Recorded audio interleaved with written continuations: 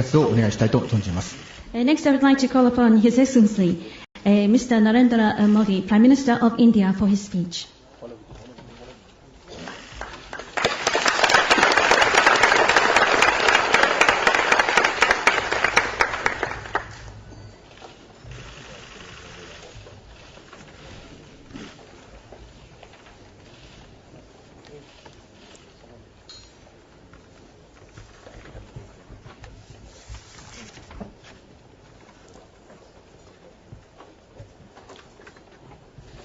निस्पोन Keidanren के chairman mister Sakakibara, Japan chamber of commerce and industries के chairman mister Mimura, Keizai Doyukai के chairman mister Hasegawa, Japan foreign trade council के chairman श्रीमान Kobayashi, Japan India business cooperation committee के chairman Shri Iijima and deputy chairman Shri Baba Kalyani जी,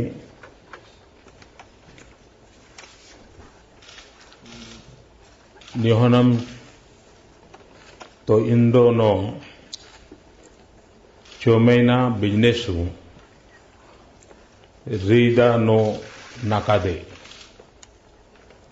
ओहानाशी देकिरो कोतोवा कोइस देश।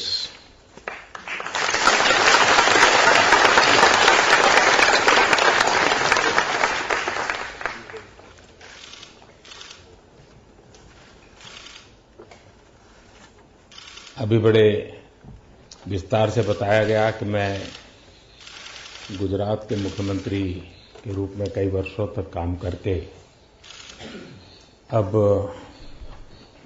भारत के प्रधानमंत्री के रूप में कार्यभार संभाला है। लेकिन इसमें एक सबसे बड़ी महत्वपूर्ण बात यह है कि गुजरात का काम करते समय मेरा सबसे अधिक संबंध जापान के इंडस्ट्रियल हाउस से आया, जापान के बिजनेस ग्रुप के साथ आया। पिछले 6-7 साल में शायद ही कोई ऐसा सप्ताह होगा जबकि जापान का डेलीगेशन गुजरात में न आया हो। और इस संबंधों के कारण शासन में बैठे हुए लोगों का दृष्टिकोण कैसा होना चाहिए, ईज ऑफ बिजनेस के लिए इनिशिएटिव कौन से होने चाहिए, सिंप्लीफिकेशन ऑफ पॉलिसीज, इसके लिए कौन से कदम महत्वपूर्ण होते हैं, इन बातों को मैं जनरल तो जानने लगा, लेकिन साथ साथ स्पेसिफिक जापान रिक्वायरमेंट्स क्या है उसको भी मैं समझने लगा। मैं जब गुजरात का मुख्यमंत्री था, हमारे यहां गुजरात में गोल्फ क्या होता है, गोल्फ कोर्स क्या होता है, कुछ पता नहीं। लेकिन जब से जापान के डेलीगेशन आना शुरू हुआ तो मुझे लगा कि एक सरकार के नाते, बिजनेस के नाते शायद मेरे एजेंडा में ये होगा नहीं, लेकिन अगर मुझे जापान को फैसिलिटेट करना है तो और चीजों के साथ मुझे इसकी इस बारीकी को भी ध्यान में रखना होगा। और आज मैं गर्व से कह सकता हूं कि मैंने गुजरात में वर्ल्ड क्लास गोल्फ कोर्सेज बना दिए। ये इस बात का सबूत है कि एक प्रोएक्टिव गवर्नमेंट, शासन और इन्वेस्टर के बीच में कैसा तालमेल होना चाहिए, कितनी बारीकी से देखना चाहिए, इसको मैं भली भांति समझता हूं। और मेरे लिए खुशी की ये भी बात है कि मैं पहले भी जापान आया हूं, आप सबने मेरा स्वागत सम्मान मुख्यमंत्री साहब तब भी किया, जापान सरकार ने भी बहुत किया। जापान के लोगों के बीच में मोदी कौन है और गुजरात में क्या करता है, इसकी बात मैंने जितनी बताई है उससे ज्यादा जापान के जो लोग गुजरात से जुड़े हुए हैं उन्होंने बताई है। और इस अर्थ में जो लोग गुजरात एक्सपेरिमेंट को जानते हैं उनके मन में जब मैं भारत का प्रधानमंत्री बना हूं तो अपेक्षाएं बहुत ज्यादा होना बड़ा स्वाभाविक है। इतना ही नहीं, ज्यादा अपेक्षा भी है और जल्दी से सारी बातें हो, ये भी अपेक्षा है। और मैं आपको आज विश्वास दिलाने आया हूं कि पिछले 100 दिन के मेरे कार्यकाल को अगर देखा जाए, मैं राष्ट्रीय राजनीति में नया था। इतने बड़े पद के लिए मैं उस प्रोसेस में पहले कभी रहा नहीं था। मैं एक छोटे राज्य से आया। इन सारी मर्यादाओं के बावजूद भी 100 दिन के भीतर भीतर जो इनिशिएटिव हमने लिए हैं, एक के बाद एक जो कदम उठाए हैं, उसके परिणाम आज साफ नजर आ रहे हैं। हम लोग जापान में जो मैनेजमेंट सिस्टम है उसके रिफॉर्म में कर्जाई सिस्टम को बड़ा महत्व देते हैं। आपको जानकर के खुशी होगी, मैंने आते ही मेरे पीएमओ को और एफिशिएंट बनाने के लिए और प्रोडक्टिव बनाने के लिए कर्जाई सिस्टम से कंसल्ट करके उनको मैंने इंडक्ट किया है। और ऑलरेडी मेरे यहां पिछले 3 महीने से लगातार भिन्न भिन्न डिपार्टमेंट की ट्रेनिंग चल रही है। तो जापान की जो एफिशिएंसी लेवल है वो एटलीस्ट शुरू में मेरे पीएमओ में कैसे आए, उस पर मैं लगातार 3 महीने से काम कर रहा हूं और आपकी एक टीम मेरे यहां काम कर रही है। तो इससे आपको ध्यान में आएगा कि गुड गवर्नेंस ये मेरी प्रायोरिटी है। और जब मैं गुड गवर्नेंस कहता हूं तब आखिरकार ईज ऑफ बिजनेस के लिए पहली शुरुआत क्या होती है? यही तो होती है। कोई भी कंपनी आए तो उसको सिंगल विंडो क्लियरेंस की अपेक्षा रहती है। Single window clearance ultimately it's a matter of good governance. और इसलिए हमने गुड गवर्नेंस को बल दिया है। उसी प्रकार से प्रोसेस क्विक कैसे हो, ऑनलाइन प्रोसेस को बल कैसे मिले, गवर्नेंस में टेक्नोलॉजी का इंपॉर्टेंस कैसे बढ़े, उस पर हमने बल दिया है। कई ऐसे पेंडिंग सवाल मुझे याद है, मैं जब 2012 में यहां आया तो मेरे सामने कुछ बातें रखी गई थी। तब तो मेरे कार्यक्षेत्र में वो विषय नहीं था, लेकिन तब भी मुझसे अपेक्षाएं की जाती थी, मोदी जी ये करिए। लेकिन वो मसले सब ज्यादातर भारत सरकार के थे। लेकिन शायद आप लोगों को कुछ अंदाज होगा, इसलिए आपने 2012 में से ही मुझे लिस्ट देना शुरू कर दिया था। और उसमें जैसे आप चाहते थे एक बैंक का ओपनिंग हमारे यहां अहमदाबाद में हो जाए, मैंने आते ही पहला काम वो कर दिया, आपके वो बैंक के लिए मैंने परमिशन दे दी। रियल अर्थ के लिए कई दिनों से चर्चा चल रही थी, वो काम पूरा हो गया। ऐसे कई डिसीजन एक के बाद एक। जापानीज बैंक्स का भारत में और ब्रांचेज खोलने की अनुमति ऑलरेडी हमने दे दी। यानी एक के बाद एक निर्णय इतनी तेजी से हो रहे हैं कि जिसके कारण अल्टीमेटली मेरी ये इंप्रेशन है, क्योंकि बीइंग ए गुजराती मेरे ब्लड में कॉमर्स है, मेरे ब्लड में मनी होता है, और इसलिए मुझे इन चीजों को समझना बहुत स्वाभाविक होता है। मैं नहीं मानता हूं कि बिजनेसमैन को कोई ज्यादा कंसेशन चाहिए। मैं ये समझता हूं कि बिजनेसमैन को ग्रो करने के लिए प्रॉपर एनवायरनमेंट चाहिए, और एनवायरनमेंट प्रोवाइड करना ये सिस्टम की जिम्मेवारी है, शासन की जिम्मेवारी है, पॉलिसी मेकर्स की जिम्मेवारी है। और एक बार सही पॉलिसी मेकिंग का फ्रेमवर्क बन जाता है तो चीजें अपने आप चलती हैं। कभी कभार डिले होने का एक कारण ये होता है कि हम नीचे के तबके के अधिकारियों पर चीजें छोड़ देते हैं। अगर हम पॉलिसी ड्रिवन स्टेट चलाते हैं तो निर्णय करने में नीचे कोई भी झिझक नहीं रहती। छोटे से छोटा व्यक्ति भी बहुत आराम से डिसीजन ले सकता है और इसलिए हमने प्रायोरिटी दी है पॉलिसी ड्रिवन स्टेट गवर्नमेंट चलाने की। अगर पॉलिसी ड्रिवन स्टेट होता है तो डिस्क्रिमिनेशन भी स्कोप नहीं रहता है, पहले आप वाला मामला नहीं रहता है और उसके कारण हर एक को समान न्याय मिलता है, हर एक को समान अवसर मिलता है और उस बात पर भी हमने बल दिया है। अभी हमारी सरकार को 3 महीने हुए हैं। आप व्यापार जगत के लोग हैं तो आप जानते हैं कि ग्लोबल इकोनॉमी और ग्लोबल इकोनॉमी का इम्पैक्ट क्या होते हैं और किस नेशन की इकोनॉमी कैसे चल रही है। पिछला 1 दशक हमारा कठिनाइयों से गुजरा है।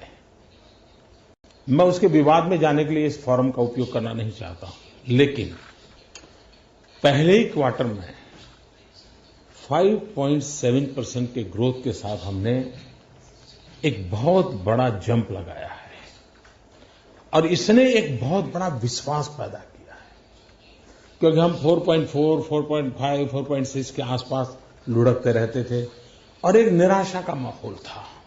उससे बहुत बड़ा बदलाव आया है और आप जानते हैं गो नो गो ये एक ऐसी स्थिति होती है कि जो किसी को भी डिसीजन लेने के लिए उलझन में डाल देती है। जब जनता का क्लियर कट मैंडेट होता है और एक खुशनसीबी है जापान और भारत के बीच कि जापान में भी बहुत अरसे के बाद एक स्पष्ट बहुमत के साथ पीपल्स मैंडेट के साथ एक स्टेबल गवर्नमेंट आई है। लोअर हाउस अपर हाउस दोनों में एक स्टेबल गवर्नमेंट आई है।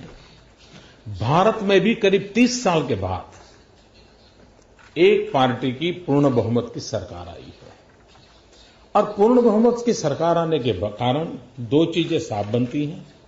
एक, हमारी अकाउंटेबिलिटी और ज्यादा बढ़ जाती है, हमारी रिस्पांसिबिलिटी और ज्यादा बढ़ जाती है और ये 2 चीजें ऐसी हैं जो हमें काम करने के लिए जिम्मेवारी भी बढ़ाती हैं, प्रेरणा भी देती हैं, गति भी देती है।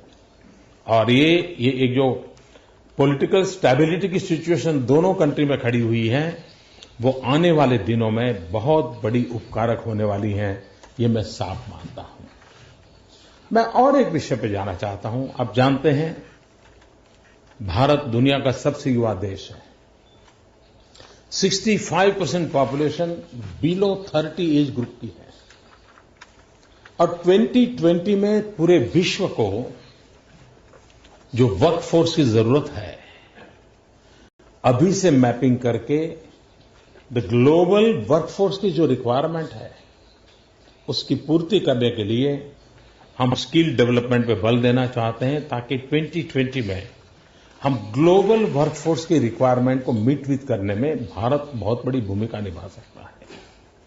लेकिन हम स्किल डेवलपमेंट जापान की तर्ज पे करना चाहते हैं, जहां quality, zero defect, efficiency, discipline, इन सारे विषयों में हम कोई कमी न बरतें और मैं मानता हूं जापान हमें इसमें बहुत बड़ी मदद कर सकता है।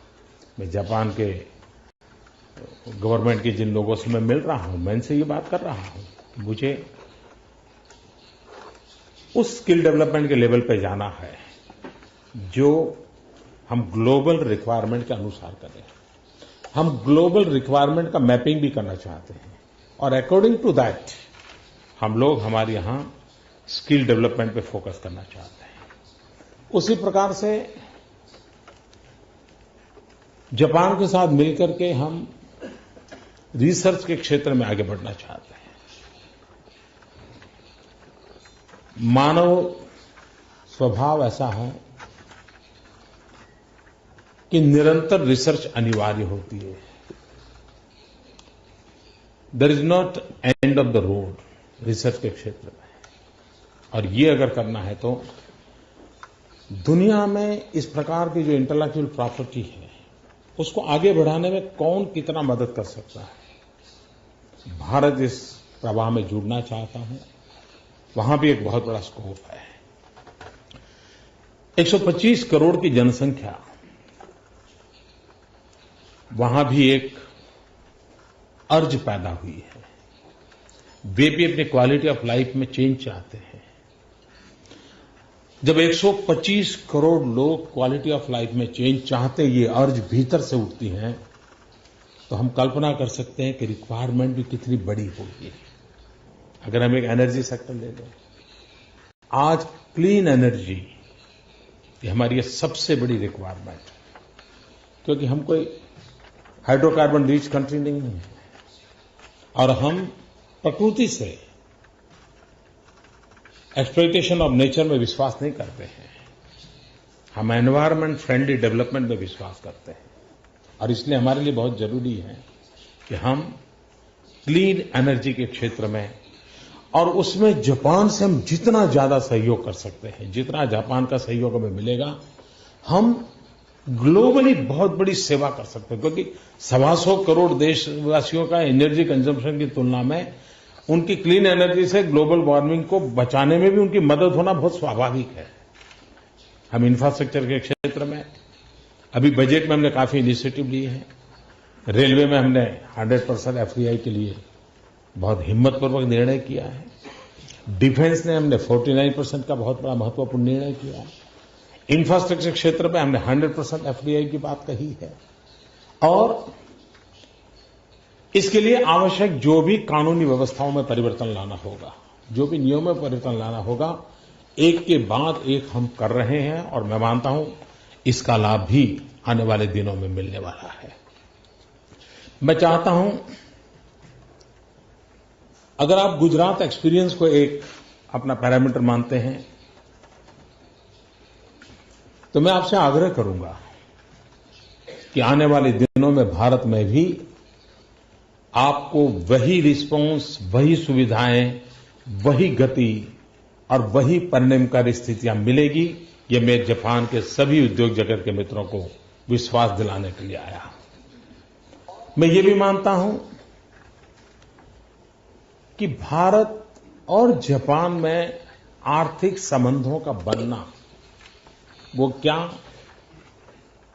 हमारी बैलेंस शीट में इजाफा करने के लिए है, क्या हमारा बैंक बैलेंस बढ़े इसके लिए है, या हमारी कंपनी का बड़ा वॉल्यूम है इसलिए हमारी ऊंचाई बढ़े, ये है। मैं मानता हूं भारत और जापान का संबंध इससे भी कहीं ज्यादा और है। इस बात में न आप में से किसी को शंका है, न मुझे कोई शक है, और न ही ग्लोबल कम्युनिटी को शक है कि 21वीं सदी एशिया की सदी है। ये सारी दुनिया मानती है और उसमें कोई दुविधा नहीं है। 21वीं सदी एशिया की है, ये सारी दुनिया मानती है। लेकिन मेरे मन में सवाल दूसरा है, और सवाल ये है कि 21वीं सदी एशिया की हो, लेकिन 21वीं सदी कैसी हो, किसकी हो, इसका तो जवाब मिल चुका है। कैसी हो, इसका जवाब हम लोगों ने देना है। और मैं ये मानता हूं कि 21वीं सदी कैसी हो, ये उस बात पर निर्भर करता है कि भारत और जापान के संबंध कितने गहरे बनते हैं, कितने प्रोग्रेसिव हैं, पीस एंड प्रोग्रेस के लिए कितना कमिटमेंट है, और भारत और जापान के संबंध पहले एशिया पर और बाद में ग्लोबली किस प्रकार का इंपैक्ट क्रिएट करते हैं, उस पर निर्भर करने वाला है। और इसलिए 21वीं सदी की शांति के लिए, 21वीं सदी के प्रगति के लिए 21वीं सदी के जन सामान्य मानवी की आवश्यकताओं की पूर्ति के लिए भारत की और जापान की एक बहुत बड़ी जिम्मेवारी है और किसी न किसी कारण से उस जिम्मेवारियों को निभाने के लिए जन सामान्य ने बहुत बड़ा निर्णय किया है पॉलिटिकल स्टेबिलिटी का। अब दायित्व उन चुनी हुई सरकारों का है, उन दो देशों के पॉलिसी मेकर्स का है, ओपिनियन मेकर्स का है, इंडस्ट्रियल एंड फाइनेंशियल वर्ल्ड के लीडर्स का है। ये अगर हम कर पाते हैं तो हम आने वाले दिनों में किस प्रकार से विश्व को जाना है उसका रास्ता तय कर सकते हैं। दुनिया दो धाराओं में बटी हुई है, एक विस्तारवाद की धारा है और दूसरी विकासवाद की धारा है। हमने तय करना है विश्व को विस्तारवाद की चुंगाल में फंसने देना है या विश्व को विकासवाद के मार्ग पर जाकर के नई ऊंचाइयों को पाने के लिए अवसर पैदा करना है। जो बुद्ध के रास्ते पर चलते हैं, जो विकासवाद में विश्वास करते हैं, वो शांति और प्रगति की गारंटी लेकर के आते हैं। लेकिन आज हम चारों तरफ देख रहे हैं 18वीं शताब्दी की जो स्थिति थी वो विस्तारवाद नजर आ रहा है। किसी देश में एंक्रोचमेंट करना, कहीं समुद्र में घुस जाना, कभी किसी देश के अंदर जाके कब्जा करना, इन चीजों की प्रवृत्ति चल रही है। ये विस्तारवाद कभी भी मानव जात का कल्याण 21वीं सदी में नहीं कर सकता है। विकासवाद अनिवार्य है और मैं मानता हूं कि 21वीं सदी में विश्व का नेतृत्व अगर एशिया को करना है तो भारत ने और जापान ने मिलकर के इस विकासवाद की गरिमा को और ऊंचाई पर ले जाना पड़ेगा। और अगर इसको करना है तो मैं चाहूंगा कि इंडस्ट्रियल वर्ल्ड हो, फाइनेंशियल वर्ल्ड हो, बिजनेस सर्कल हो, हमारे इंटेलेक्चुअल फील्ड के लोग, हम सब ने मिलकर भारत और जापान की एक वैश्विक जिम्मेवारी है। ये सिर्फ भारत की भलाई के लिए हम कुछ करें या जापान की भलाई के लिए करें, इस कंपनी की भलाई के लिए कुछ करें या उस कंपनी की भलाई के लिए कुछ करें, यहां तक का सीमित दायरा मिट चुका है। हम उससे बड़ी जिम्मेवारियों के साथ जुड़े हुए हैं और मुझे विश्वास है कि आप एक ऐसे महत्वपूर्ण लोगों के बीच में मैं खड़ा हूं जो एक प्रकार से दुनिया की इकोनॉमी में बहुत बड़ा ड्राइविंग फोर्स इस कमरे में बैठा हुआ है, जो विश्व की इकोनॉमी को दिशा देने वाले लोग हैं।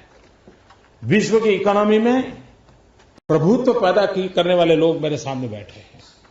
इतने बड़े सामर्थ्यवान लोगों के बीच में मैं आज एक ऐसी बात कर रहा हूं जो मानव कल्याण के लिए है, विश्व शांति के लिए है, विश्व के गरीबों की प्रगति के लिए है और उस एक महान दायित्व को पूर्ण करने के लिए भारत अपनी भूमिका निभाना चाहता है। नई सरकार आवश्यक सभी रिफॉर्म करते हुए आगे बढ़ना चाहता है। मैं जापान के उद्योगकार मित्रों से एक और भी बात बताना चाहता हूं। हमने तय किया है कि डायरेक्टली पीएमओ के अंडर में एक जापान प्लस इस भूमिका से एक स्पेशल मैनेजमेंट टीम मैं क्रिएट करने जा रहा हूं जो एब्सोल्युटली जापान को फैसिलिटेट करने के लिए डेडिकेटेड होगी और उसके कारण उनकी सुविधा बढ़ेगी। एट द सेम टाइम हमारे यहां जो इंडस्ट्रियल कामों को देखने वाली जो टीम है उसके साथ हमारी टीम में मैं जापान जो दो लोगों को पसंद करे उस टीम में मैं जोड़ना चाहता हूं, जो परमानेंट उसके साथ बैठेंगे, जो आपकी बातों को बहुत आसानी से समझ पाएंगे और वो हमारे निर्णय प्रक्रिया के हिस्से होंगे। ये एक ऐसी सुविधा होगी कि जिसके कारण जैसे ईज ऑफ बिजनेस है तो ईज फॉर जापान भी हो जाएगा और इस प्रकार से एक स्पेशल इनिशिएटिव भी लेने का हमने निर्णय किया है। मुझे आप सबके बीच आने का अवसर मिला, आपने समय निकाला, मैं आपका बहुत बहुत आभारी हूं। भारत से मेरे साथ बहुत ही बड़ा डेलीगेशन आया है। आप लोग तो एक परिचित होंगे, कोई से परिचित होगा, लेकिन सब लोग सबसे परिचित नहीं होंगे। मैं कह सकता हूं हिंदुस्तान का इंडस्ट्रियल वर्ल्ड का मेरा जो हुजहू है वो आज यहां इस कमरे में है। मैं चाहूंगा कि आप लोग उनसे बाद में मिलना चाहेंगे तो मैं एक बार उनसे प्रार्थना करूंगा, अगर हमारे लोग अपने जगह पे खड़े हो जाए, भारत से आए हुए मेरे सब साथी, तो और लोगों को ध्यान में रहेगा, ताकि हाथ मिलाना, बात करना उनको सबको सुविधा रहेगी। ये बहुत ही हैवीवेट मेरे देश की टीम है। मुझे भी कभी मिलना है तो मुझे इनसे समय लेना पड़े, इतने बड़े लोग हैं। मैं उन सबका भी आभारी हूं कि मेरे साथ वो आए हैं और भारत की प्रगति के एक महत्वपूर्ण मेरे हिस्से हैं। यह वी आर अ पार्टनर। हम सरकार वो और अलग इस भूमिका मुझे मंजूर नहीं। हम सभी एक पार्टनर है, पार्टनर रूप से आगे बढ़ा रहे हैं और मैं चाहता हूं जापान और भारत पार्टनर बने। हम मिलकर के एशिया के लिए और एशिया के माध्यम से विश्व के लिए विकास के मार्ग पर आगे बढ़े। इसी एक अपेक्षा के साथ फिर एक बार आपका बहुत बहुत धन्यवाद।